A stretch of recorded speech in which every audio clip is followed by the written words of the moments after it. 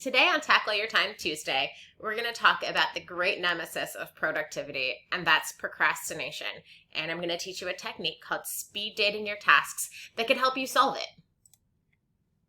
So, procrastination can happen for a lot of reasons, but one of the main reasons is you've got so much on your plate, or maybe even just one project that's going to take forever and ever. But usually it's an overwhelming number of things sort of in your way, and you keep pushing them off because, oh, well, you've got email to check, or, oh, you just need to go through this one thing first.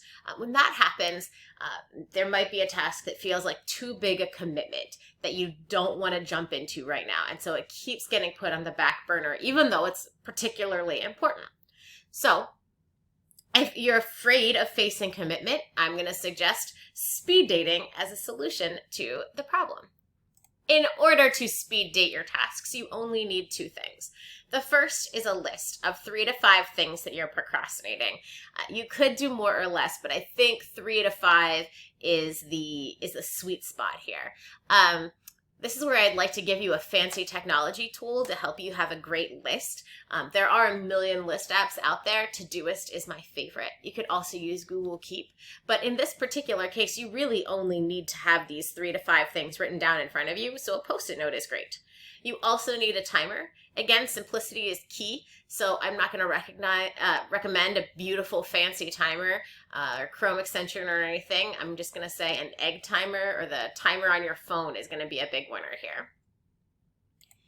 And then once you have these two tools, you're going to begin the process.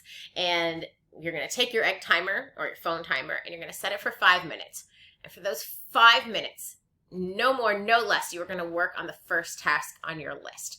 5 minutes doesn't seem like a lot. In fact, it's barely enough time to get into that task. But because you only have 5 minutes, you're really going to try to make the most of that time. When the timer goes off, stop. Even if you're in the middle of a thought, the idea of having that, holding that idea over your head, that sense of incompletion is going to make you more excited to come back to it. So leave that project in the middle, even though it might be slightly uncomfortable for you, and go ahead and work on the second task for exactly 5 minutes, and then stop. And repeat that for as many of the tasks as you have listed. Once you get to the end of the third or fourth or fifth task, you're going to take a break, another 5 minutes exactly, and then you're going to come back in and start again with the first task. And you can repeat that process 2 or 3 times, and once you get the feel for it, you're going to feel like, okay, I've got my head around this process, and I'm into the work zone. And then you can stretch that time out to 10 minutes per task, or 15 minutes per task. I wouldn't recommend doing this for more than a couple hours, because I do think it could be a little bit overwhelming to try to have your brain work this fast and furious for an entire day. But this could really get you started on something. You might also find that after the first round of these 5-minute looks at a project, that one of them really stands out to you and you love it, and you're like, you know what, I really was enjoying working on project number 2. I'm going to put aside the speed dating process and just focus on number 2 right now. And that's a great use of your time too. Either way, I think that this process will help you become a little more focused on the work in front of you and help you get past that wall of procrastination. I learned this technique from listening to a podcast called The Get It Done Guy with Steve Robbins, and it was a fantastic podcast.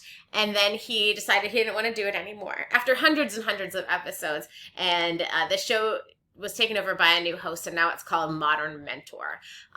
That show is more focused on leadership, but they're both really good podcasts. So if you're interested in productivity and or leadership, I recommend looking up Modern Mentor on your favorite podcast app.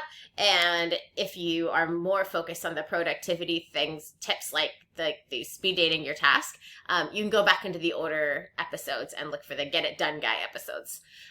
So I would definitely recommend those. And I would definitely recommend that, even though it sounds kind of crazy, you try out speed dating your tasks, because you'll be amazed at all that you can get done. That's it for today. I hope you have a wonderful Tuesday and a productive week.